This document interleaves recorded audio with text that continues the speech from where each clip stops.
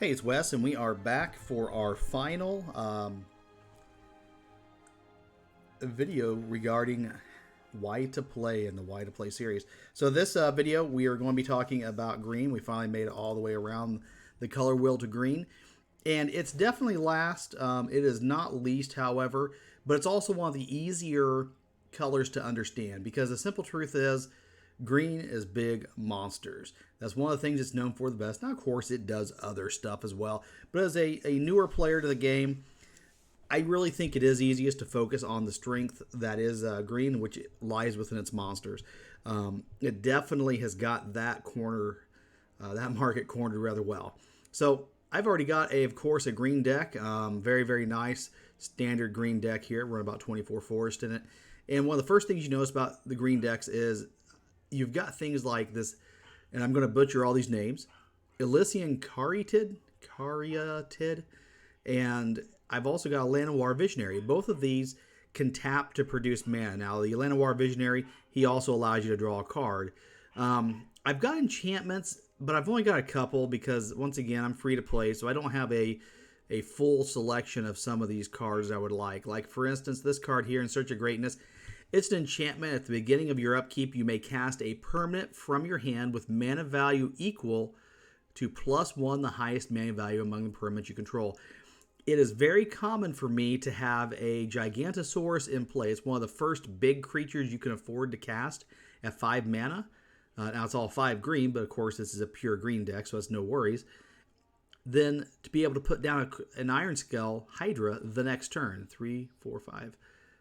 5. Or, to be honest, the next larger is a Colossal Dreadmaw. So basically, like if I've already got this one in play, it's at 5, and this is at 5, either one of these two, if I've already got them in play, I can turn right around and cast this from my hand my next turn, as long as this enchantment is in play. So anyways, that's what that enchantment does for you. It's fantastic. Another thing that green has got, it does have removal, but the way that it has removal is a little differently. This is a perfect example. Target creature you control deals damage equal to its power to target creature you don't. Very, very straightforward. Let's say you've got somebody's got Death Touch on the other side. They're only saying maybe a 2/2 or 3/3, something fairly easy to kill versus a Gigantosaurus. But you don't want to lose your Gigantosaurus, so you cast something like Rabid Bite, and your character, your creature, deals its damage to that without having to sacrifice it for yourself. Now, there's another one, and there's many of these, by the way, to kind of keep in mind. Like, for instance, Primal Mite. This one forces it to fight the other creature if it has Death Touch, and it's forcing it to fight it. Unless it's got Indestructible, it's going to die at the end anyways. So that's something to kind of keep in mind. But Rabid Bite's good removal. Primal Mite's good removal.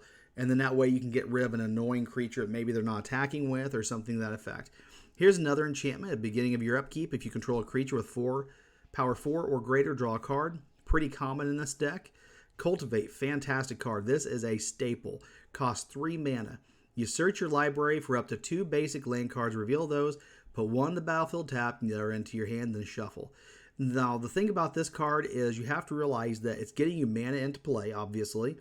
Maybe it's tapped or what have you, but that next turn you're going to be able to have, if you played a mana at the start of your turn, you'll have 2 mana going into that turn. Then also you've got another one in your hand. So if you're starting to run out, you'll be able to kind of feed yourself that way. It's a ramping spell. But the other thing that a lot of people miss when they look at spells like this, it is removing mana from your library. It's moving those land cards from your library into play, meaning that if you draw a card, you're more likely to draw a creature or something that you need. And that's fantastic. That's something that cannot be understated. Llanowar Visionary, talked a little bit about him. Gigantosaurus, just a big monster. Costs 5 mana, 10/10. Ironscale Hydra, he is basically indestructible to damage dealt from creatures.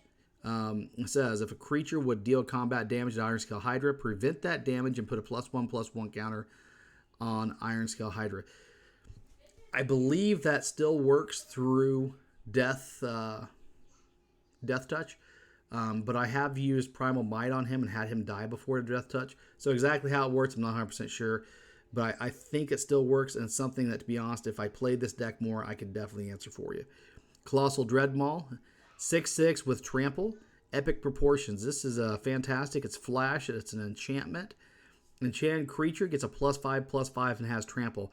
A lot of times I will cast this Giganosaurus, and then the next turn, whenever I'm attacking with it, will drop an Epic Proportion on him. And basically what happens is you have a 10/10 with no trample. All of a sudden, they're just chump blocking who's getting through with massive damage. Colossification is a banger of a spell. It is 7 mana, so it's pretty heavy. But once again, you are playing a deck that can ramp very quickly.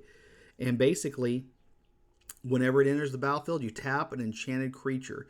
That enchanted creature gets a +20/+20. It can one hit. That is very powerful. There's no doubt about it.